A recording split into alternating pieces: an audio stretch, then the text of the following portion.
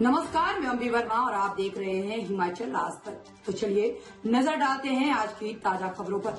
हिमाचल प्रदेश के हमीरपुर जिला मुख्यालय से 3 किलोमीटर दूर दोसड़का स्थित उप जेल में 38 वर्षीय कैदी दीपचंद ने आत्महत्या कर ली। कैदी ने कंबल से रस्सी में काटा गया और उसी से बाथरूम में फंदा लगा लिया। न्यायिक हिरासत में चल रहे दीपचंद को पॉक्सो एक्ट के तहत गिरफ्तार किया गया था। मृतक 24 फरवरी से न्यायिक हिरासत में था। पुलिस मामले की जांच कर रही है।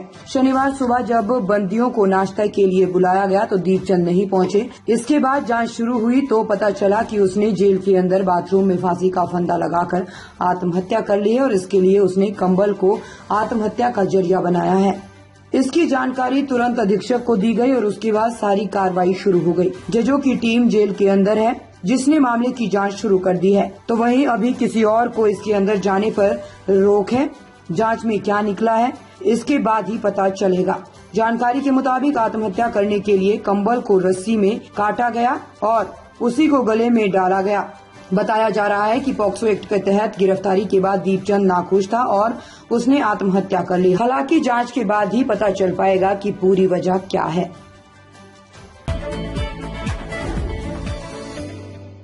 राज्यसभा चुनाव के साथ ही अपनी सरकार पर उपजे संकट से सचेत मुख्यमंत्री सुखविंदर सिंह सुक्खू कांगड़ा संसदीय क्षेत्र में एकाएक सक्रिय हो गए हैं। सधे कदमों के साथ संकट से पूरी तरह पा लेने के साथ वह लोकसभा चुनाव के लिए सभी कील कांटे भी दुरुस्त कर लेना चाहते हैं।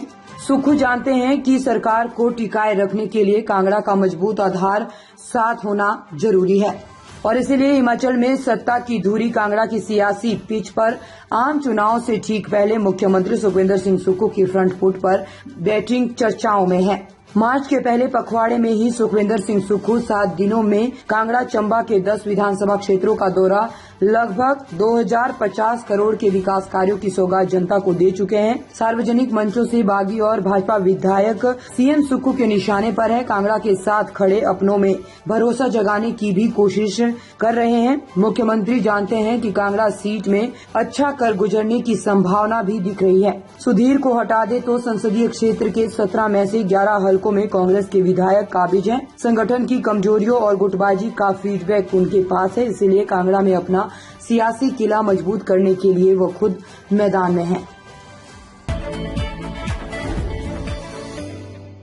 लोकसभा चुनाव में मतदान प्रतिशतता बढ़ाने और मतदाताओं की सुविधा के लिए राज्य निर्वाचन विभाग ने खास तैयारी की है। निर्वाचन आयोग के 4 मोबाइल ऐप मतदान प्रक्रिया को आसान बनाएंगे। मतदान प्रतिशत बढ़ाने के लिए लोगों को जागरूक करने को लेकर भी विशेष योजनाएं बनाई गई है। कॉलर ट्यून की मदद से लोगों को मतदान करने के लिए प्रेरित किया जाएगा। ऑल इंडिया रेडियो व FM पर मतदाता जागरूकता के लिए जिंगल चलाए जाएंगे। निर्वाचन विभाग SMS भेजकर भी लोगों को लोकतंत्र के महापर्व में सम्मिलित होने का आदेश देगा। राज्य मुख्य निर्वाचन अधिकारी मनीष गर्ग ने बताया कि वोटरों की मदद के लिए चुनाव आयोग ने voter helpline, know your candidate, समक्ष ऐप, सी विजिल ऐप शुरू किए हैं। मतदाता सूची में नाम तलाशने से लेकर प्रत्याशी की पूरी जानकारी ऐप पर मिलेगी। दिव्यांग मतदाताओं की मदद और चुनाव आचार संहिता के उल्लंघन की शिकायत के लिए भी ऐप की मदद ली जा सकती है। गर्ग ने बताया कि चुनाव में वृद्धों और दिव्यांगों की मदद के लिए सक्षम ऐप बनाया गया है। इसे मोबाइल पर डाउनलोड करना होगा। निर्वाचन कर्मी मतदान के लिए आवश्यकता के अनुसार सहायता उपलब्ध करवाएंगे। जरूरत पड़ी तो मतदाता को घर से मतदान केंद्र लाने और छोड़ने की सुविधा उपलब्ध करवाई जाएगी। आयोग की ओर से कॉलर ट्यून के जरिए और रेडियो पर जिंगल के माध्यम से भी लोगों को मतदान के लिए प्रेरित किया जाएगा। हिमाचल प्रदेश में कॉटन कैंडी बनाने और बेचने पर स्वास्थ्य विभाग ने प्रतिबंध लगा दिया है। सैंपल फेल होने पर ये फैसला लिया गया है। सोलन, शिमला, बिलासपुर और अन्य शहरों में इनके सैंपल भरे गए थे। इसमें हानिकारक केमिकल पाया गया है। सोलन में 20 फरवरी को शहर से 7 सैंपल भरे थे जिन्हें जांच के लिए CTL कंडाघाट भेजा था। कैंडी में रोडामाइन B केमिकल है जिससे कैंसर हो सकता है। सरकार ने संबंधित विक्रेताओं को नोटिस जारी कर जवाब मांगा है।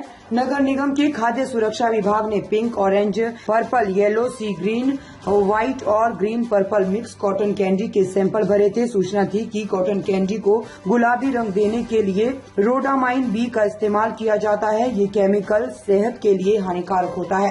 वहीं रोडामाइन बी का खाने की वस्तुओं में इस्तेमाल करना प्रतिबंधित है।